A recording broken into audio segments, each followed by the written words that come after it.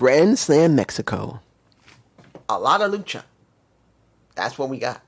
We did get a little bit of story. Yeah, we did get the setup for the casino gauntlet match. First round. Yeah, that's what we got. And yes, we did get the International Championship match. And what happened with Okada afterward. But we really didn't get much. Let's be honest here. It was more about what was going on in CMML. And I'm not against CMML. In fact, I have been considering, because I do have a way of watching CMML. And I was considering, well, I'm not too interested in AAA at all. I'm not. Yeah, The Undertaker's currently running it. And he's working with Ray. I just don't really feel interested in that.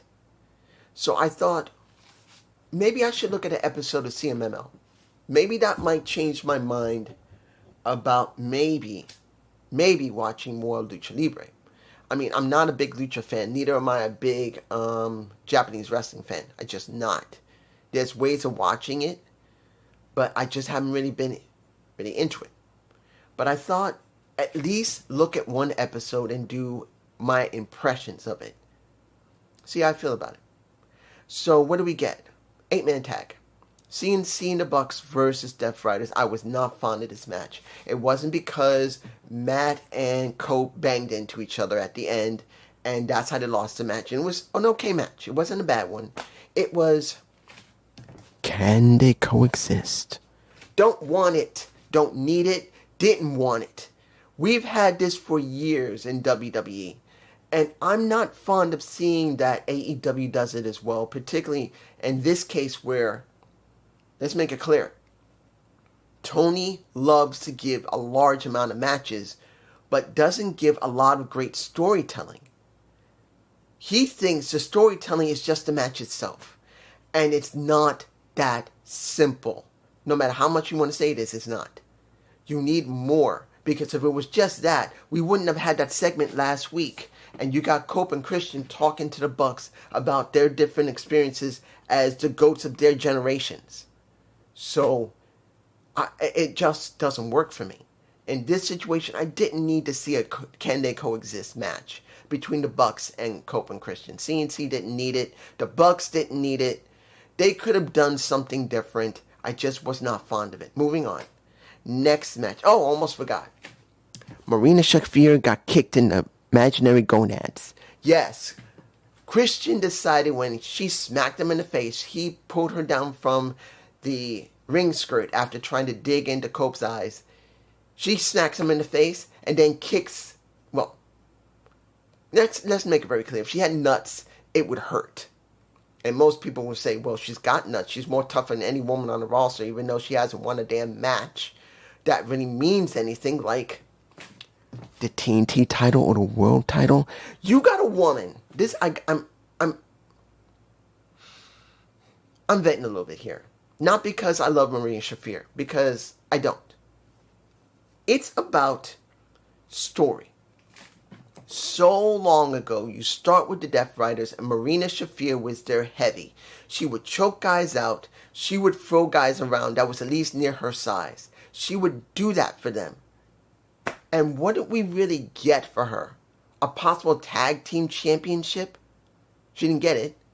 Why didn't she win a world title or a TBS title? Why did we not get something for her that would have given the Death Riders even a little bit more credibility, that one of their women, their main woman, won a damn championship, which she's never done? I'm just saying, she's just a waste. Not because I think she can't wrestle or can't talk or anything. It's because they've done nothing with her. Moving on. Next match. The Casino Gauntlet match to see who would get the number one spot. Commander versus Andrade versus a Ciampa. I'm going to be honest here. I knew it was going to be Andrade. There's no way it wasn't going to be Andrade because I didn't think Commander would get that spot. And definitely what's been going on with Ciampa. They didn't get really... he didn't get a good story with Chris Jericho. They didn't put ROH versus WCW. They should have done ROH versus WCW. They could have said the old ROH guy just didn't like the old WCW. Not WWE, WCW. Doesn't matter. You don't need to say WWE. You don't. You could have done that. And they didn't. And I felt it was a waste of potential. And this is what we got. He hasn't done anything. He won the TNT Championship, dropped it within a few weeks, and then he's done this with Chris Jericho, which didn't really mean anything. And then we get him with this match, which again I didn't think he would do anything. And he didn't. He didn't win it. It was Andrade. Like, I knew he was going to win. And Andrade made it very clear in Spanish and a little bit of English. A little bit. I mean, he can speak English. Let's make it clear. Andrade has improved his English speaking. He may not be fluent like I am right now. I can't speak Spanish. I speak only English. I grew up speaking only English because I grew up in an English-speaking family. Andrade speaks just like I do in Spanish. And he did what he needed to do. But did I feel that it was going to be real? Yes. He's the current national champion. He's been looking very good. How you know has gotten over. I believed it. And then we get the segment that was the most important one for the entire show. And that was MJF coming out, whacking his head off, taking back his ring, and holding his own Triple B, which is not valid anymore. Making it clear, I am going to get my damn title back. I'm going to win next week with the next spot of this gauntlet. I'm going to get my shot back. No one can be the true champion of this company. I am the true, real champion. And he basically crashed out. Making it very clear, there's no one like me. It's fine. This was the best segment of the night, seeing him come out. And Andrade bleeding did help. But I didn't believe that anyone else was going to win. Moving on. Let's make this very clear. And let me say this now. How do I feel about the Continental Cup? Knowing that Moxley has to be in that tournament because whoever wins it gets the title, what I felt would have been better would be that Moxley had to relinquish that title and then he can't go for it and let someone else win it. Because I'm being honest here. Next week, when Moxley is going to be in that tournament, do I believe he'll lose? No. And that's a problem with this title. You can't believe anyone's going to beat Moxley because it's obvious they don't want him to drop it. If you really want to make this tournament, this Continental Cup really means something, Moxley has to relinquish the title. I'm being honest here. He needs to take a break. I'm being honest here. Again, Moxley needs to take a break. Say that he's getting stripped of it because he did something stupid on camera. Something that pissed off Tony, and Tony said, Moxley, you're done. And Mox drops the title, takes a couple of months off, and rests to be with his daughter, to spend more time with his wife. And then let the Continental Championship actually be without him. Make it feel important. Like it did when it was, guess who? Around Eddie Kingston's fucking waist. Or did you forget Eddie Kingston was the first Continental Champion? Because he held the Continental Championship, he held the ROH Championship, and he held the New Japan Pro Strong title at the same time. He felt legitimate and special. But now, and I'm not saying that Moxley isn't busting his ass doing good wrestling, it doesn't feel important because Moxley has basically oversaturated it. Especially himself. He needs to take a break. But you know what I mean. Next, Speedball Mike Bailey. I know I'm skipping over Dominion, and I'm going to get to that in a minute. I just want to do this first. Speedball Mike Bailey and Kyle Fletcher. International Championship. I'm sorry. They didn't build Speedball very well. I'm sorry they haven't. I feel more care if he tried to go up against Kevin Knight again than I would feel about him going against Kyle Fletcher because there's barely been any story. It's just about being pinned. So there's been no real story. This wasn't about how bad the match was because it was a good match. I did enjoy it. I actually didn't mind the match. There was no story. None. 2 matches. And supposedly, years ago, one could not beat the other. But here in AEW, just 2 matches. It wasn't enough. They need to build up, really, Speedball way more than he was. And he was not built enough. In the end, he lost, and I wasn't surprised. Now, Okada came out because he was going to have a trios match. But Okada came out, and let's make it very, very, very clear. Seeing that Okada wants that title is a lot more story than we got with Speedball and Fletcher than we had. And I care more about Okada going against Fletcher because they had story there. They've been around each other. They've been tagged together. That's the one I care about more. Now, let's get to Divine Dominion and a Mercedes Moné versus the Brawling Birds and Willow. I was not surprised they did this. Both groups are in a feud, the tag champs and the world champ. Not surprised. The thing that I hope for is that when it comes to Mercedes and Willow, they really let them have time to do their match. Because we got the story. Willow was in a match with Mercedes. She broke her ankle years ago when she was going for the New Japan Pro Strong Women's title. And the story is that she lost her life, had to work hard to get it back, then won all those titles but one that is now possessed by the very person that broke her ankle when she was going for one title before. That's a good story. People remember it. It's still good. Divine Dominion. No story. Just a match. Don't care. Do I care about the Brawling Birds? Windsor, she's not somebody I don't mind. When it comes to Jamie Hayter, I still love Jamie Hayter. When it comes to Cross and Bane, I don't care. And that's on them. They should have me care about Divine Dominion than not. Look, Bane's tits look great. And when you look at Cross, she's a gorgeous looking woman. Both of them are very beautiful. But you got to say that Cross is a little bit more prettier than Megan. But it makes no difference how good looking they are and how well they go in the ring. It's because there's no story. Hell, I would love to have Megan Bane go up against Camille in a straight match. You remember Camille? As far as I know, she's still on the roster. She's not gone yet. No. I think she's been released. I'm not sure. I think Camille's been released. I think. I'm not sure yet. I think she might have been released in the last couple of months. But if I'm not right about her now being released, she's still on the roster. She's not being seen. If she's in ROH, it's bullshit. I'm just saying. Of course, Willow won. She pinned Mercedes. Let's move on.